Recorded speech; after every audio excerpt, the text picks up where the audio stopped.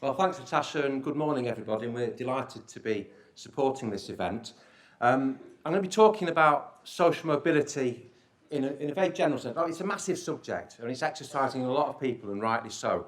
And half an hour, it does not do justice to something of this magnitude, frankly. So I'm going to look at the present situation as far as, I suppose, experts and analysts understand social mobility. And then, of course, what practically does it mean for recruiters, for the industry and the world that we operate in.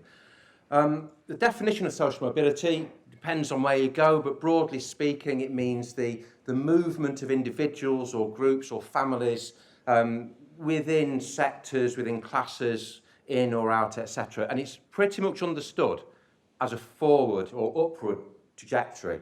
But it's important to remember it can actually go backwards as well as forwards. But when people talk about social mobility, they generally mean upward movement, because that's been the general experience of it up to a certain point.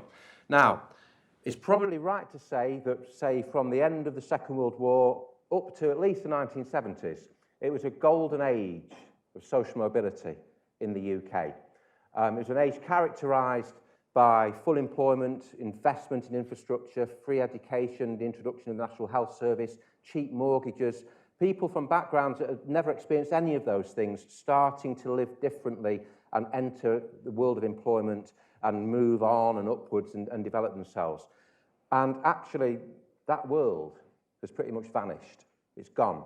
And young people today, from all backgrounds and all walks of life, are entering a very different world to the one that their parents and certainly their grandparents experienced and understood. It's an age characterised now by rising debt, precarious employment, and this is not just in traditional working class jobs, but in middle class professional jobs as well, fears of automation, difficulties getting mortgages, inflated markets for housing, etc. It's a very, very different world. And it's generally believed by people who know what they're talking about in these things that social mobility is in a state of crisis. And report after report and research paper after research paper backs this up. Now, it's a really useful publication called Elitist Britain, and it was published by the Sutton Trust. And it's an excellent reference for much of what we're going to be talking about. It diagnoses and also prescribes solutions, especially for recruiters, that we'll look at towards the end. But Elitist Britain was a report that looked at, by their definition of the elite, the educational, social backgrounds of people in senior jobs in the judiciary, media, armed forces, civil service, government, etc.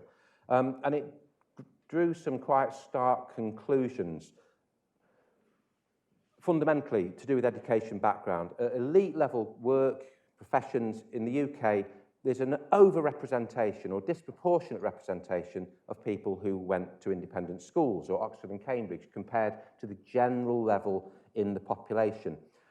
And they're also very, very clear about this, and this is for our purposes very significant, that actually the university that somebody goes to does have a significant bearing on where they will end up. And they speak very clearly that actually graduates of higher ranked universities, and by higher ranked, we're talking about many different types of league table and assessment. I think in our minds, we know what those sorts of universities are. Generally, people are going to be more likely to be invited to an interview, offered a higher salary, get better opportunities, and actually, even over time, will be paid more than their peers from less high-ranked universities or often less affluent backgrounds. So the picture is pretty grim, frankly. The Social Mobility Commission, the agency dedicated to improving work in this area, describes social mobility in the UK as pretty much stagnant between 2014 and 2019 and speak of inequality being entrenched. Now,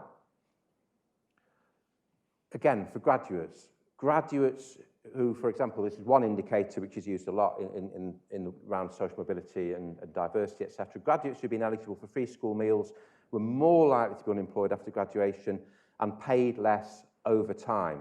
There's a pay gap, as there is a gender pay gap, almost immediately in graduate employment, but there's also a class pay gap. And they believe that despite education, despite the opportunities that provides, despite the relative equality of getting degrees, even from the same university, there are huge differences in the subsequent experience that people have. Now, we work with a Manchester-based but national organisation called Reclaim, and they campaign and lobby and do research around the issue of class, fundamentally, because their take, and increasingly it's a common take on the social mobility question, is it has to be rooted in a class analysis and understanding. So in terms of diversity, along with gender, along with ethnicity, along with LGBT, along with disability, etc., class is increasingly being understood as a driving force and a denominator, and you cannot understand social mobility without looking at it. So they give class a great deal of primacy. And their research, so this is one piece of grim data after another, but their research suggests that people from the more advantaged communities are much more likely to go to one of the top universities than the least advantaged communities. And they work in and around communities to help young people from inner city parts of Manchester, London, elsewhere, to go to Oxford and Cambridge and go to Manchester, Exeter and Bristol.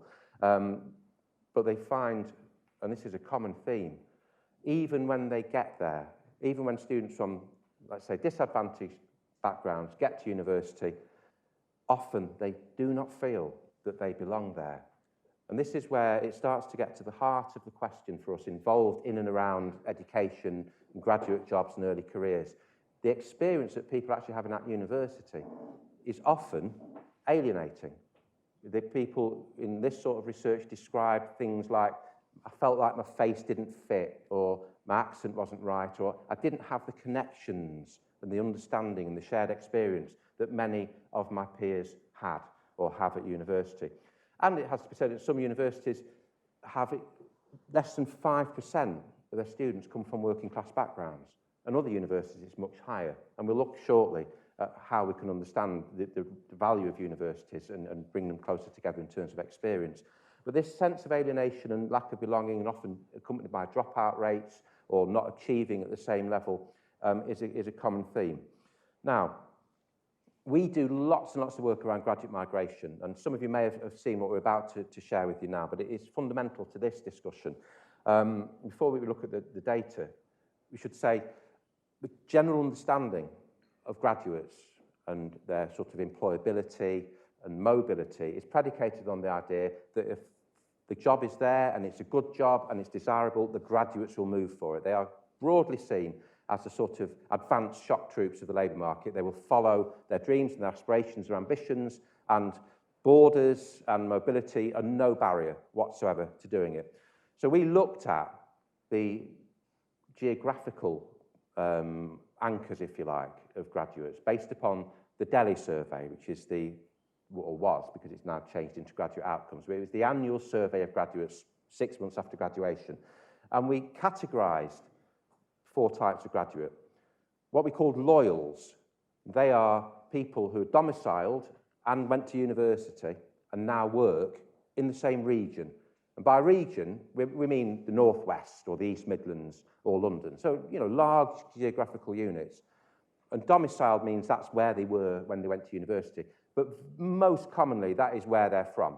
They'll be from the Northwest, going to university in the Northwest and now working there. That's 45% of graduates have actually never left their base or home region. 24% of them return to their home region. They may have moved from the Northwest and gone to university in Norwich and then come back to Manchester. That's 24%. So that's 69%, more than 2/3 of all graduates have either never left or have now returned to their base, wherever that might be. The incomers, so-called, now they're the ones that we think everybody has in mind when they're recruiting top, high-flying, ambitious graduates prepared to move all around the country. It's just 18% of all graduates, much lower than people generally think, we believe. And finally, stayers who went away to university and they liked it so much. Well, I put that in because I like being in Manchester so much, I stayed there. And everybody in this room who's been to university will be in one of those categories. Loyals, returners, incomers or stayers. Now, they're convenient categories, but they are based upon what is happening geographically. So actually, in reality, most graduates either never leave or go back to where they're from, broadly speaking. Now, this has, quite apart from the social mobility aspects of it, or diversity, has profound implications for what we think of as graduates, and when we're putting together recruitment campaigns, what our expectations ought to be. Now, when we look at it through a diversity lens, if you will, we've taken two types in here. White males from highest participation backgrounds. And highest participation backgrounds means communities, towns, areas, districts where university is a common experience, where generationally people have been to university, where most people in that school or college will go on to university. Highest participation, the very highest. And white males are much more likely, in this reading of it, to be what we call incomers, i.e. more mobile and fluid, taking opportunities where they arise, often in London. Other research backs this up. I think it's people from affluent backgrounds, by this reading, are 70% more likely to move around the country for work and 3 times more likely to go to work in London than people from disadvantaged or less affluent backgrounds. So the loyals, the staying in your home region, is much less common, or it's less common, certainly. However, BAME women from lowest participation backgrounds, i.e. communities, towns, districts, regions where going to university is not the norm, are much more likely to be loyals, much less likely to be incomers. So, don't want to rush to conclusions about this, and we're doing a lot more work underneath the hood, if you like, looking at this. But as a top-level reading, and it kind of makes common sense, people who've got more opportunities, social capital, confidence, experience, and so on, are probably more likely to have the opportunities and the means and desire to move and go after jobs, certainly moving to London and setting up here, than people from backgrounds where that's much less common. So there's a huge issue here. Now, what does it mean for recruiters? I mean, lots of things, but fundamentally, we think of it in terms of what it says about universities. Now, this is very anecdotal, but it's an example. So in Manchester, where we work, which is right on the edge of the University of Manchester campus, so you spend a bit of time outside the University of Manchester listening to students, and you hear accents, well, from all around the world, but certainly from within the UK, from across the country, and a lot of people from the south of England, and it's much kind of more diverse and broad in terms of the types of classes and people and the voices that you hear. A few hundred yards up the road, outside Manchester Metropolitan University, it's much more Mancunian. And it's that point about universities. It's a university of somewhere, but actually it's also the university for somewhere. And these big city universities, particularly ex-polytechnics, Manchester Metropolitan, Leeds Beckett, some of the big London universities, they are very much local institutions. I mean, actually, the University of Manchester is a much more local institution than probably people imagine. But certainly, the so-called new universities, broadly speaking, and it means that their cohorts are much more local, and their relationship with the labour market is much more local. And unless, as a recruiter, you actually go into those universities in the same way that you might go to the traditional recruitment destinations, if you don't target those as well, you are missing out on huge pools of talent, and if by not going to them, you're actually excluding potentially.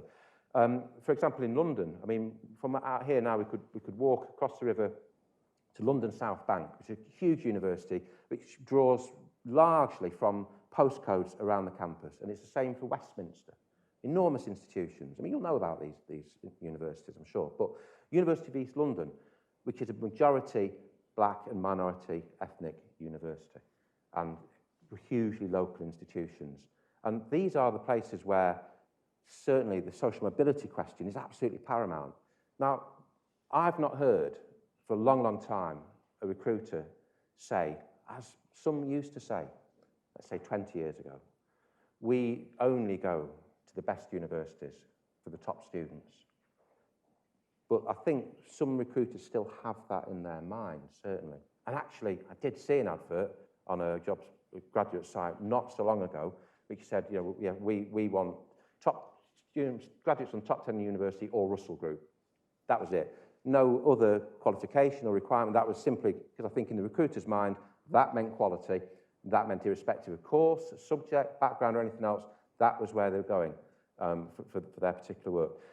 So I think, obviously, we're all much more aware of these issues now, but fundamentally, these universities have to be engaged with in the same way, because that is where, as I say, the social mobility question is, and debate is really, really happening. And it's different as well. I mean, we work with Femi Bowler, who's used to be the head of careers, actually, at the University of East London. So she's a huge champion and advocate of social mobility. And she talks very openly and candidly about the experience of recruitment, which might be very different going to some types of university or some types of students who don't have the same backgrounds, who don't have the same, she describes it as polish, for want of a better term, in the way that they do applications or they engage with it, but it's not a reason for not actually going there and doing it. And her advice is simply you just have to get stuck in and go through the recruitment process and invest in it and do all the things that you would for any other form of recruitment. But the rewards she describes are absolutely fantastic, because there are a hell of a lot of students out there in these universities who are talented and ambitious and have all those skills, but they have to get the opportunity to engage in the recruitment cycle. So that's where and how you do it. But there's another big question, and it comes back actually to the point about how students are and how different they might be depending on background at university and experience and social mobility and all those sorts of things. And that's to do with language. And it actually comes right down, and in a very, very tactical way, to the choice of language and the words that we use. And we're part of this as well. I mean, you know, we're a big part of the language to describe graduate recruitment. And we, for years, have been talking about the dream job and the career of your dreams, and you know, this kind of very elevated language that we all use about graduate recruitment or early careers recruitment, which is nothing wrong with it. But there's also a reality aspect of it that I think we also have a responsibility to set out. And then I was thinking about the actual choice of words in recruitment ads, for example. And these are just part of the lexicon of things that we like to describe our jobs as, and some are fine and innocuous, but others like networking and relationship building. This comes up a lot, doesn't it, in adverts, or requirements, or things that graduates are supposed to have or do. Well, actually, networking, relationship building means very different things depending on your background, depending on your networks. If you don't have any family networks, if you don't have people, let's say, in your family who can help with an application form, who can advise you on your CV, and you maybe don't have terrific careers guidance either at school or college because there's a paucity of that, and you haven't necessarily engaged with the careers service at university because many students don't. What does networking and relationship building mean? And what does a fast-paced, dynamic, and demanding environment mean to a student who's got no real understanding of those types of jobs, might have all the abilities and skills to sort of do well in that, but this is a kind of alienating, potentially, language, and self-starter, natural leader, all these sorts of things, leads by example. A doer with a can-do attitude. A student spoke to us a few weeks ago saying they'd been asked by a recruiter if they were a doer with a can-do attitude. And he generally didn't know what that really meant because he had no sort of connection with that world of language and experience. All of these things, and in particular, confidence. What does that mean? And it's lack of confidence. And this comes back to the experience that people like Reclaim have discussed in their research. Is students again and again saying, I do not feel confident. Confidence at university means something very different. It's a whole set of experiences and assumptions and backgrounds that I don't personally share as a student, and I find it forbidding and sometimes alienating.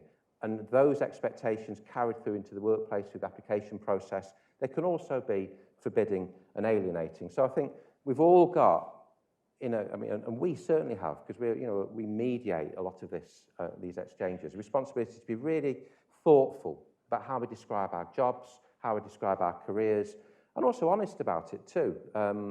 If, for example, we're working in an industry that is characterised by, at its upper end, most of the people who work in it went to Oxbridge and come from wealthy middle-class backgrounds, we need to be clear about that and say so, because the students need to know what the nature of the task is. What do they need to do to convert themselves into people who will do well and succeed in those environments? And that's certainly a job that we're working hard on reconfiguring much of our careers content to make it more explicit about what is the reality.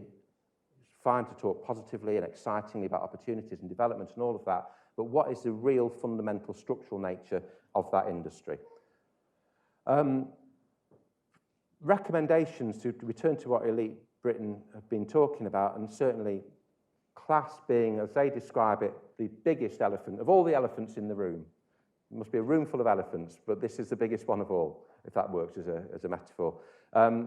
How that interacts with seniority. And this is interesting as well when we talk to recruiters, who will say, actually, at a senior management level in our organisation, it is they recruit and think of recruitment really as a way of recycling and repeating their own experiences. Naturally, that's an inevitable thing that happens, and that's where work has to be done to challenge that.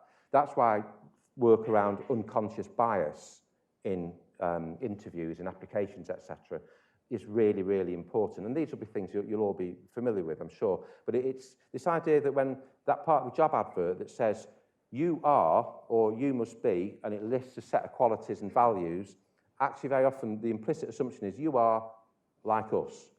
We are recruiting in our own image because that is how the recruitment cycle goes. It's inevitable. It's part of the culture of work and class and everything else. And it's at those intersections that we have to sort of challenge our assumptions, as we do as a recruiter, and everybody else has to.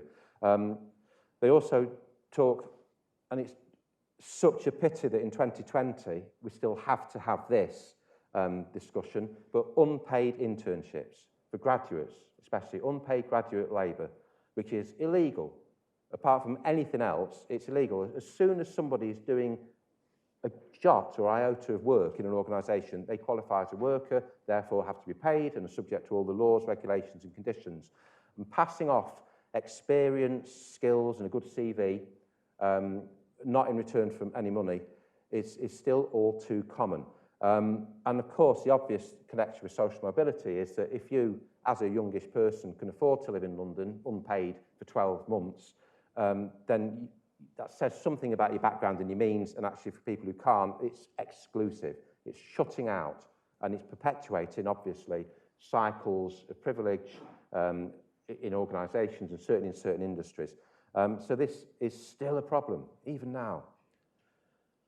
Open advertising for internships, entry-level jobs. Again, the temptation as recruiters is you know of somebody who knows somebody who's reliable and you vouch for them and you bring them in for a period and then they become a permanent employee and all of that sort of stuff. But that has to be, obviously, challenged. Things have to be open and accessible. And again, thinking back to where you advertise these opportunities, making sure they're as broad as possible and ideally closely in the communities that you're working in. Apprenticeships, which I know you'll all be engaging with, we certainly are. We've got 3 apprentices at the moment working at Prospects, and it's been a wonderful experience, well, certainly for us, I think it is for them as well, because they seem happy and they're staying with us. That has really opened up opportunities, hasn't it, really? I mean, degree apprenticeships or other kinds as well. And of course, it means that it's opportunity for education without debt, which is a big, big driver for young people increasingly. Contextual recruitment practices. This is not something that we have employed. There'll be people in the room who know much more about it than I do, but you understand the famous definition of that is that 3 A's at A-level from Eton does not represent the same level of achievement as 3 A's at A-level from an inner-city comprehensive in special measures. So it's those contextual factors around the individual experience.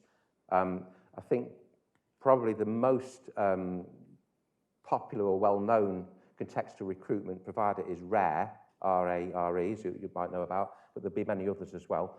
And they speak of tremendous success in increasing the number of people from disadvantaged backgrounds into high-flying top industries, etc. So that is absolutely something which is becoming more and more common. And then again, we've mentioned the gender pay gap is one thing, but the class pay gap, understanding how that operates within your organisation, and a lot of discussion around that at the moment. So it's something that you are capable as recruiters of implementing if you choose to. And just finally, looking and analysing data, looking at barriers to progression. talking about an inclusive culture. These are all part of, obviously, the inclusivity and diversity and accessibility culture that we all foster and propagate. And it should be said, in spite of the huge challenges that we face as a country around social mobility, and we are, in terms of what you might call developed economies, really lagging behind in Europe and much of the rest of the world. In our world of higher education, of graduate recruitment, of early careers, there's a lot of progressive work that's been done. This is a very, very positive environment where people want to improve things, and we've learned a lot through diversity generally. And our organisations and our cultures and our practices are really, really advanced. So I think these sorts of sectors really do lead the way, so we need to be very positive about that. And one of the ways that I think that really comes into its own, and we've found that, is things like mentoring and sponsorship. So think about where your companies are. What communities do they serve?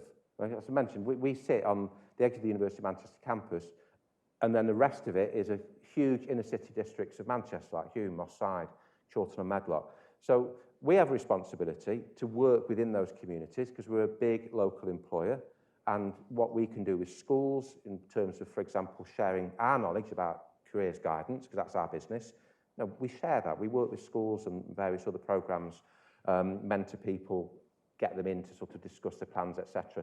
So thinking about yourself, whether you're an international company or a local one, where you're rooted, where people come to work is important.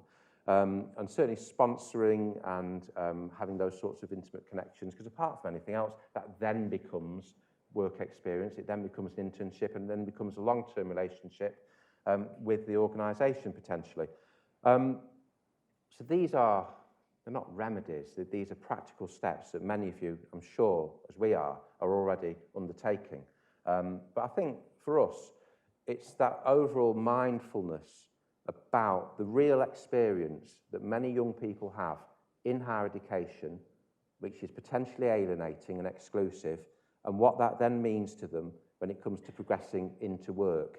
And I think anything we can all do at that point, at that intersection, is critical. And understanding, I think, more about the nature of class, more about the nature, and these two terms aren't synonymous, incidentally. There's working class and disadvantage and lack of affluence are not synonymous terms, but often in higher education, they do cross over, and we all have the responsibility to understand what that means. And I think, certainly it's a bugbear of ours at the moment, it's an issue for us. It is about language, I think, really rethinking and revisiting the language of recruitment, the terms that we use to describe our jobs, our opportunities, the characteristics of the people that we're looking for. Let's all do like a sanity check before we issue any of that sort of content, and thinking, how is that going to be read, received and understood by people who maybe sit outside the general understanding of who we're looking for?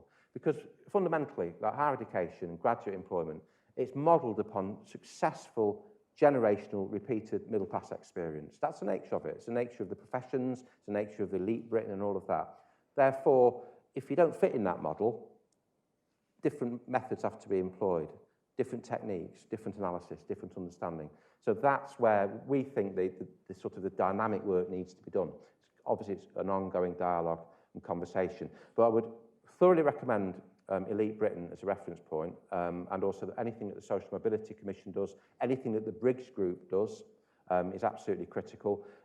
From just developing that sort of contextual understanding of the nature of the task, because that will always help your choices of techniques when it comes to actual recruitment techniques and methods, which are increasingly shown to work, but you need to understand the big context for that. So that is our take on social mobility. We do loads of interesting stuff, I would say that, but we do, on Luminate. Prospects is the main event for the careers guidance and jobs, etc. Luminate is our research and labour market information website platform, so do sign up for that. You can send the newsletters, and we've already got a lot of stuff on social mobility on there, and pretty much everything else that's interesting about graduate recruitment and early careers. So thank you, and look forward to seeing you throughout the day.